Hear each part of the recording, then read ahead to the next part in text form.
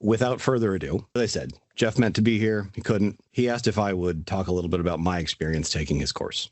The concepts and lessons in the course I built directly on the tools that I gained after having my CBRM. This was in a way that helped me advance how I perform my BRM role at a much higher level than I was before. I'm going to share Jeff's slide deck here, but also what I got out of it myself. BRM is not mastered by what you know, it's mastered by what you do. I love this quote because it captures something many of us in this role eventually discover, and that is that learning BRM concepts and vocabulary and terminology is extremely important. In my industry, for example, which is higher education, certifications are credibility.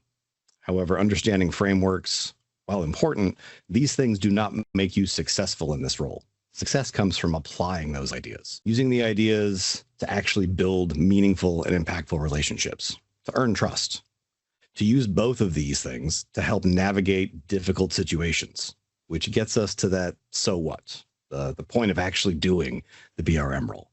And that is to create measurable impact for your business partners.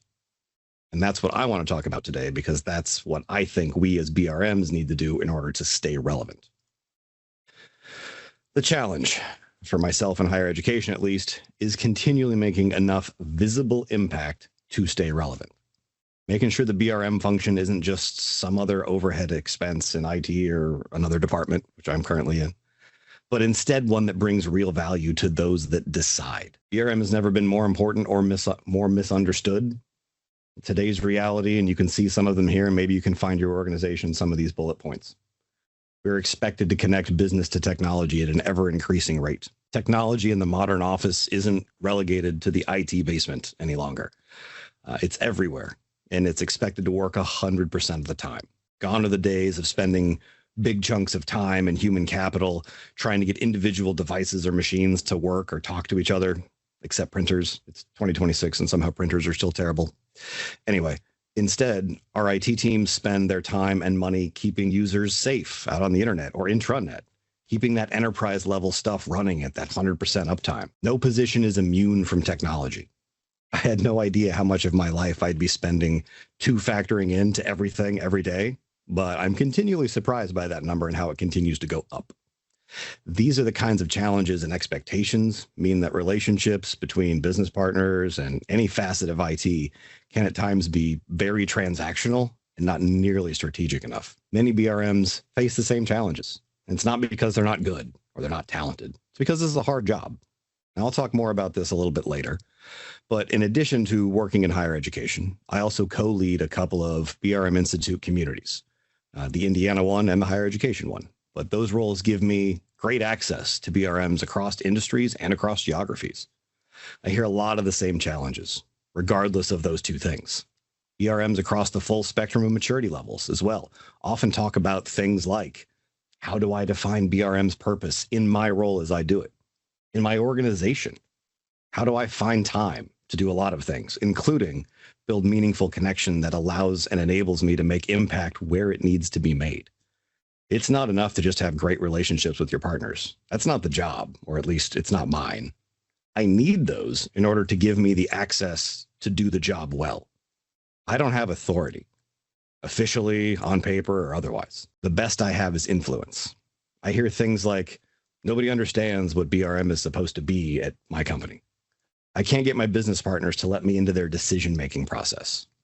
People think all I do is make more work for the real IT. These aren't signs that your program is broken.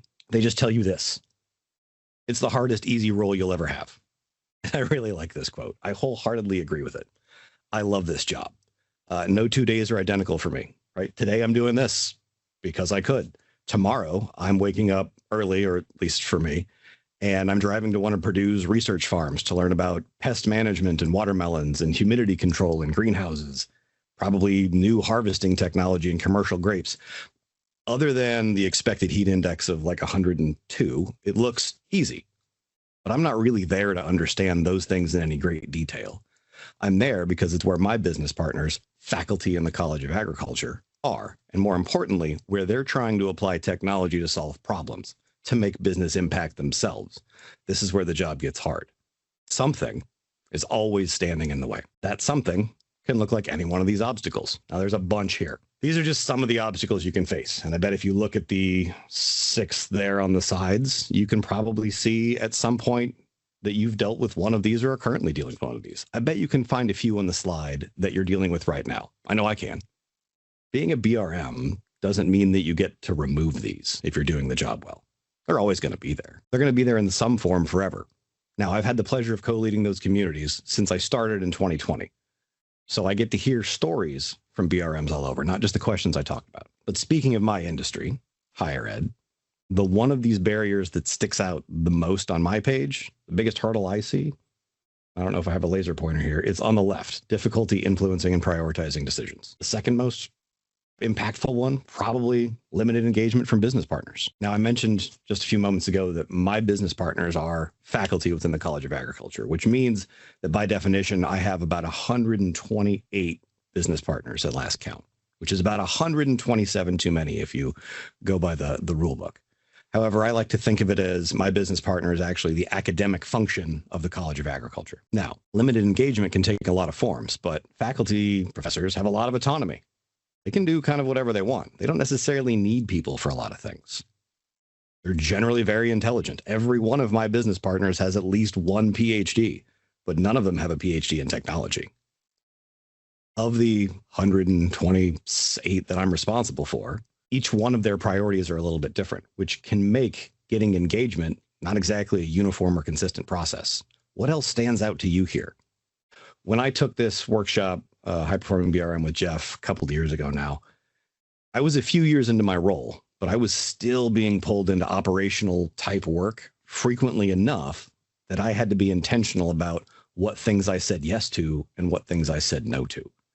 I was still meeting some resistance from other areas of IT that saw me as just an attempt to shortcut their process, which I was absolutely trying to not be. I know you can find parts and pieces of your BRM role here in these hurdles, and we could probably spend the rest of the time that I have here adding to this slide until it was so full we couldn't read it. Understanding what they are is where you start. Understanding what they mean is how you start to clear or jump over them, the hurdles that are standing between you and the eventual goal, which is at the end of the road here, business impact. That's the so what. That's why the role matters. And what they mean is this. The obstacles aren't the problem. They're the symptoms. They are struggle masquerading as process. This was one of my big takeaways from Jeff's class. We get the processes, the concepts, the language. We get all that as we develop as new BRMs through the certification process. This is important. Those certifications give us credibility, and we need to start doing the job with credibility. In higher ed, letters behind your name are a big deal. It gives us the tools to share our purpose and our language with stakeholders. In my world, that's important, but that's the cover charge. That's how you get in the door. And that's the easy part, honestly. Now, most of us probably have an internal HR definition of our role, right? Maybe yours says business relationship manager. Mine doesn't. That's okay. I still know how to do the role. The difficult part is not knowing how to do the role. It's actually doing the role consistently with big enough results to justify the position you hold in environments that change. Now, what kind of challenges might those be? I'll talk about leadership, right? This is my big example. In 2022, I believe, BRM Connect was in San Antonio, Texas, and I was going to be doing my first solo storyteller presentation. I was nervous. Really. The day I arrived, I knew I wanted some form of audience participation. I didn't know exactly what I wanted. So like BRMs do, I just started talking to people. And within 24 hours of me landing in that town, I had 9 different people, unprompted and unbeknownst to each other, tell me that they either had or were getting a new CIO that year. That's a lot. So I used that. And when I had my time on the stage to speak, I asked that audience, who had a C-suite change this year? Way too many hands went up. Now, that's just one example of navigating what we navigate through challenges, changing priorities, fluctuation of budgets, priorities from outside pressures. It can have a huge impact on how you're able to do your job. Depending on your industry, regulation, politics can play a big role in how you manage things. Maybe the hardest part of your BRM journey is just getting someone to actually listen to someone else. That's still hard. So we have some symptoms over here. But what do we actually do about them? And this is where I found this course to be especially valuable. This is how we distinguish ourselves as high performers in the role that we have. We navigate those examples that I just gave and more, and still deliver that business impact that matters. That's so what. Now that all sounds great, but okay, how do you actually do that?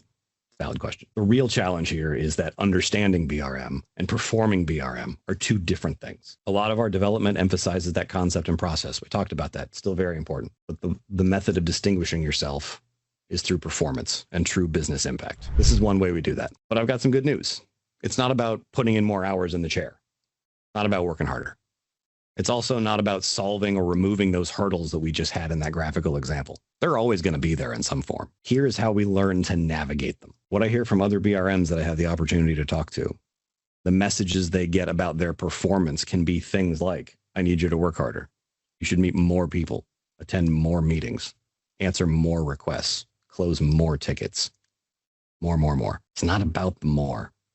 Everybody listening to me right now has 168 hours on your clock this week. You get 168 hours next week. That's the sum total of the hours available. I'd wager that if each of you somehow managed to spend all 168 hours doing BRM work, your organization could probably still find more for you to do. High performance is not about doing more.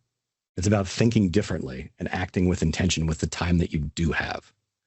Now, much like Jeff's graphic with the obstacles in the road, where the end result was business impact, that implies a little bit of a stop. Here, the guiding light, if you will, the North Star, is that business impact.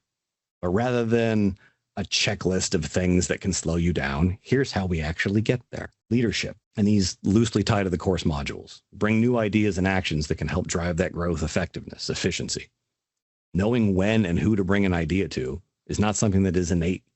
You have to learn how to navigate that process. Focus, 168 hours I just mentioned. How are you best spending the 40, 50, or 60 hours you're spending in the office or on BRM stuff? Is it value-added things? Are you covering for the job that you came for before? Are you sliding back into operational tasks because people know you'll get them done? Strategic relationships. Well, is the time you're spending building relationships the right kind? Are they with the right people? Influence and communications. This is a big one for me. How are you telling the story about what you do? And how are you telling it to people that need to hear it, the ones that decide? For me, the capability that I put even more effort behind after completing this class was influence and communications. The team at Purdue has always been at the forefront of communicating the value, the impact to the stakeholder, and doing it in a way that kind of put us on the map before I was even there. But after going through this, and all three BRMs at Purdue have taken this course, we expanded that audience.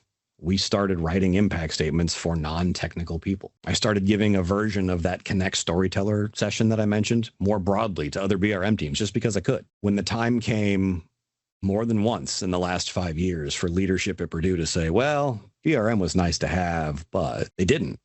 They kept us. And that's my proof that it worked. That's what it looked like for me.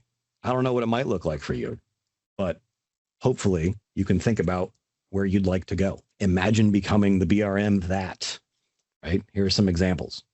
You get called before an important decision is made. Leaders turn to you for strategic initiatives instead of after they're already implemented. You might get that call or email before some decision is made and say, oh, actually, we already have a process like this. We already have a tool that kind of does this. Let's save you time and money. You can be viewed as the one finding the opportunities instead of just managing implementations. You can be the one that somehow saves some finite resource that's important to your organization in some way that gets you recognition with those that make decisions. You can be the one that does the thing that moves the needle. How do you get there? High-performing BRMs don't succeed because they encounter fewer obstacles, right? We mentioned that those obstacles are there. They're just changing. They succeed because they navigate them differently or better. High-performing BRMs don't just work in better organizations with bigger offices and nicer paychecks or have more authority or bigger travel budgets. They don't always have better leaders. They're good because they learn to navigate difficult situations, differently and better. And you'll realize that you may not be able to change aspects of your environment, but you might be able to change how you approach it. And this is really what the high-performing BRM course is designed to enable in everyone that takes it. So, a little bit about the class. Earlier in the deck, we saw BRM is not mastered by what you know, it's mastered by what you do. I like this because it applies whether you're a newly minted BRMP or you've been in the role for many years. I'm approaching my 7th year somehow, and I still feel brand new. The workshop meets people where they are. and it helps them become more effective regardless of where they are. I had a few years of BRM experience before I took the course, and it still challenged the way that I thought about doing my job, and I left with actionable tools. So regardless of the stage, this class can fit. This is the big high-level takeaway for me. How do you teach people to perform the role, not just understand it? Throughout today, so far, we've talked about influence, relationships, business impact, storytelling. Executive presence is something that is important, at least in my BRM practice. I generally wear a blazer if it's under 90, which has not been that frequently recently. These aren't things that you master by reading them or having them told to you. You have to practice it. And like anything, you have to practice it well to be better at it. You can badly practice something and stay bad at it. This is part of what Jeff's workshop is really good at, is collaborating with the other people in the course to talk about how it applies to them, how it might apply to you. It really unlocks some levels of critical thinking. So how do you learn? How do you learn well how to be a high performer? Now here's some situations, right? Implying that the art of BRM is beyond the framework, beyond your certification. This can teach you how to build trust with that skeptical leader. Tell that BRM story so others embrace the role. But ideally, in my world, when I'm finished telling the BRM story to somebody new, they'll ask, oh, who's my BRM? Right? If it's somebody not in my College of Agriculture, and I tell them about what I do, and they say, oh, great, who's mine in science or physics or health and human sciences, whatever. You don't have one, unfortunately. I'd love for you to have one, but right now we're the only game in town. How to influence decisions without the authority to do so. This is why the interactive nature in the workshop is really beneficial. Not only do you get to practice, but you learn how to practice well. You're constantly applying, you're discussing, you're learning from other BRMs at various stages in their career. I came away feeling like I had tools that I could use immediately tomorrow. Specifically, there's a section on building trust with new business partners that I found especially helpful. So I mentioned that my business partners are faculty, and I have, well, way too many of them. And I get between 2 and 6 new ones every semester of every academic year. Sometimes they show up in the summer too. I just got an email that I have another one starting today, which, okay, it's a Wednesday. Anyway, which means that I need to be really locked in on the tools and processes that can develop trust early in a relationship, because I get a very narrow window to make that influence, that impact, that trust. It also means I get a lot of opportunity to practice and hone those skills, though. So I took away a lot of good ideas from this part of the class that are repeatable. That's different than other BRM teams. You may have the same person in the same business partner role your entire time. That's okay too, because that person will change as well. That person's needs, expectations, et cetera, place within the organization. Capabilities are not developed just by reading about them. And I can read all the woodworking books in the world, but unless I see someone and put my hands on the actual items themselves and make them, I'm probably not going to be very good at it. Here's some participant feedback, right? Jeff put some testimonials from people that have taken the class. I guess all of these people were busy because I don't see my name up here, which is fine. All jokes aside, there are some themes here. And I've found some of these same themes to be true, especially BRM is more of an art than a science. Like this one right here at the top, I fundamentally agree with. However, it's practical, it's immediately applicable, and it changes how you think about how you do your role. Here's some summaries of the modules in a little more depth. So each of these sorts of builds on the one prior to it. There's a progression. Each topic area helps inform the next one in a way that makes a lot of sense. Now, it's been a few years since I've taken this. The course felt like it navigated through things like defining high performance here in the DNA. Like we need to define what we're doing so that we all understand what we're doing and are on the same page. We're using real examples from real companies to talk about how we need to be perceived, which flows naturally into how do you use those bits of insight, those tools to build meaningful relationships that matter, that have value. You move that into actual tools here, expectation management, influential communications. For me, I spent a good bit of my, I guess, emotional energy in the class on this making an impact section. It is something that I am constantly having to do and do differently because expectations continue to shift. I've been moved around in the organization a number of times in the last, like 3.5, 4 years. And being ready to talk about how what BRM does matters to those that it needs to matter to. Sometimes it's bottom line. Sometimes it's reduction of effort. Sometimes it's discovery of new technology. Depending on the audience, telling the story about how you make an impact makes all the difference. All that to say, I felt better equipped to answer that question from the movie Office Space that I love, which is, what would you say you do here? I can answer that in a way that not just makes sense, but it demonstrates the value and the need for an ongoing BRM function to those that it needs to. What do you actually learn? And this is a high-level takeaway of the concepts and tools that you can take back and apply to your role. As I mentioned, building trust with new partners is one of the bigger items that I took away from this class, and it'd be this box here on the top right column. But I don't disagree with anything else on here. The key characteristics of a high-performing BRM, it's tough to hit a target if you don't know what the target looks like. So spending some time in the definition makes a lot of sense. How to become an indispensable resource and advocate to business partners. To me, this is how you stay relevant, right? How your capability continues to deliver impact beyond the cost of your salary and overhead. And maybe that's a little too on the nose, but I like that particular interpretation of it. Why would you choose the class? As you might have noticed, I don't look like this person. I'm not Jeff. I'm Brandon. However, Jeff is Jeff, and he's had 35 plus years of IT and BRM. One of the things I liked about this class, my classmates were from all over the world and across industries. I mentioned all 3 BRMs that Purdue have taken it. Jeff did the BRM role, and I think that adds some value. And also, when there are people in your class that are having similar but not identical struggles, it can sometimes help you shift your perspective just enough to get it. There are a lot of ways to engage with this particular program. This is how I took it here at the top. Public open enrollment workshop, just a virtual thing. It was, I think, 4 half days, maybe 5 half days, with the last day being a little bit shorter. The offerings have expanded a little bit, it seems. So there's probably something for most people here. And there's also a self-paced learning. It says coming summer. I don't know if that's now or very soon.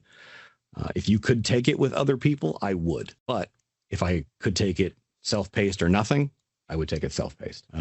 Also, enterprise licensing, sort of a white label thing, scalable access, things like that. I know that there's an LMS system he mentioned that's getting up and running. I got kind of a crash course on all the things when he asked me to do this, so I apologize if I don't have Jeff's usual swagger when it comes to delivering this particular content. But I told him I'd give it a shot. I have some facts and notes here about the class.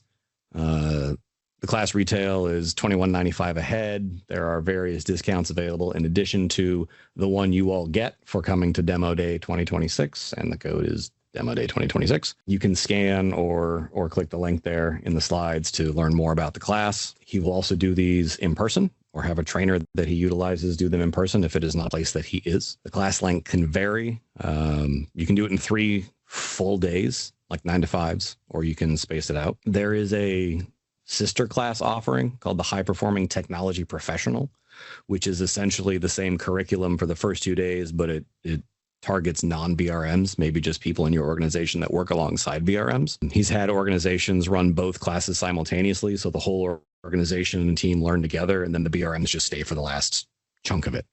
I think that'd be a really good way to get a whole organization engaged in understanding the definitions and terms that we all use, as well as getting them on board with what a BRM is and isn't as it relates to their job, whatever it might be. Jeff is happy to have you reach out and talk about anything from past courses and feedback from other people that have taken it, things like that. The future of BRM won't be determined by how many people understand it. It will be determined by how many people master it. And I like that. I know I'm under time because, like I said, not my slide deck, but I blocked some time here at the end so that if anybody had any questions from someone who's taken the class, we could have that conversation. This is my contact info if you want to reach out to discuss it at further length, or if you think of anything later. The QR code just goes to my LinkedIn. My Purdue email address is there, as well as a link to my LinkedIn profile.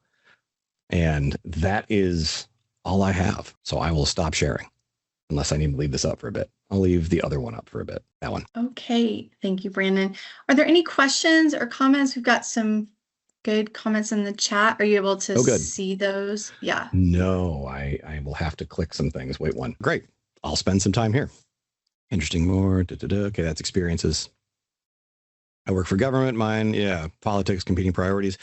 Yeah, it's been a challenging, well, I don't know how long it's been since Inauguration Day. It's been a challenging since then in higher education. Persuasion, yeah. The talk before this, actually, that Mastering Meaningful Engagement class, I've taken that class. It's a great class. It is also addressed in High Performing BRM as it more specifically relates to BRM. How does a BRM navigate international? So I can't really speak to having an international presence. I'm trying to answer Diane's question here about how you navigate obstacles in an international work environment with cultural and language differences. I know Jeff has been all over the world to do classes like this in organizations that have that footprint. Now, Purdue's a large public university. We've got all sorts of international exposure and whatnot, but generally speaking, my activity is focused on the faculty specifically. So if they have an international presence, I will happily try. One of the examples I have that I think I took away at least a little bit from High Performing BRM was we had a language, time, and money barrier trying to complete a project in Nepal that was running on USAID money. And it was related to harvesting ginger during a specific time so that it was kept the freshest, but still marketed at the highest dollar. And there's a time constraint when it goes bad, and the technology or lack thereof at the present on the ground in Nepal was resulting in a lot of lost harvest. So the place where BRM came in was in really just getting the right people in the room and leveraging existing relationships to talk about what extra steps there were. So we were trying to build little Bluetooth sensors that manage temperature and humidity that we could throw in the bottom of these ginger piles with a couple of different configurations to see which one was best. And we were building them here in Indiana. So we were buying the parts to build them from China, shipping them literally halfway around the world, reconstructing them, and then shipping them almost back to where they were originated. And that was a lot of extra time, steps, and cost. So we created a workflow through something that we call here at Purdue Scientific Animations Without Borders, which allows us to animate the steps needed to do a task. Maybe it's filter water, maybe it's properly sterilized cooking equipment, whatever it might be. In this case, it was here's how to plug these things in to make this sensor go. So we are able to utilize existing relationships that the BRM group had, unearthed through their time doing what we do. I mentioned I'm going to a field tomorrow, temperature permitting. I'll be there the whole time. And that is something that's putting the experts in the right room at the same time isn't possible because they're a globe apart. However, understanding what the win looks like for everybody really helped us answer that question of what do you need? Well, we need this sensor. Okay, but what do you actually need? You need it cheaper. You need it faster. You need the pieces in a way that you understand with no technical background or, IT degree or experience building things in a way that has demonstrable impact for you, right? That business impact for that person was that they got more money for their crop. It's pretty direct. The business impact for the faculty, the researcher, was they could write a paper on the good that they had done. So understanding what the wins look like across everyone involved can help break down some of those borders. In terms of the language barrier, technology continues to evolve. I can use my phone to live translate most languages while I'm on a call. I've tested it. It's amazing. I suggest you try that. Certain headphones can do it. Anyway, hopefully that's helpful. I know that was a 4-minute answer.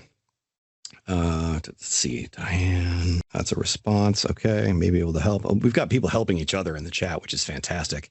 I see a hand. Guy, want to bail me out here? Maybe not.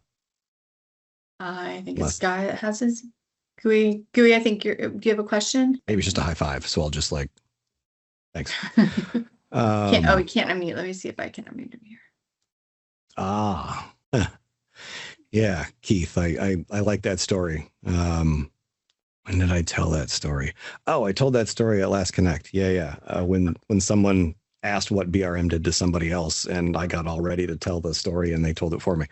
That's a good story. That's a defining story. I hope everyone has one of those. I can tell that story, but I don't think this is the place for it on demo day. Thank you for the thumbs up. Can you make me blush? Probably. Takes a bit. You're getting there. I think the slides will have my contact info if there's anything else you want to talk about, this or other. I've done that keynote that you're talking about. And I've done that a few times now for other groups, and I'd be happy to do it for anybody else if they're interested in hearing it again. We'll hold for a GUI's potential unmute. Yeah, I apologize that I wasn't able to attend much of the rest of the demo day, but I was preparing this demo. Full disclosure. Oh, we're still recording that. Great. Cool. Okay. If you get a question, GUI says, feel free to contact for international situations. Great. Yeah, I know that GUI has worked with Jeff. Can't unmute or cat unmute, either one. Yes. Use that email address in the chat right now if you have thoughts on or questions about international things. And now I'm rambling. So I think we still have 20 minutes left. Apologies to the administrators and orchestrators of this that I couldn't make it go longer. No worries. Okay. If that is it for Brandon, we will thank him so much for jumping on and taking over, I think with a very last minute notice, but he did a great job. And we will come back at the top of the hour to hear a presentation from Atlas. So I think GUI's put his contact information in the chat, and Brandon's was available earlier. I'm sure he will put that in the chat one more time for you.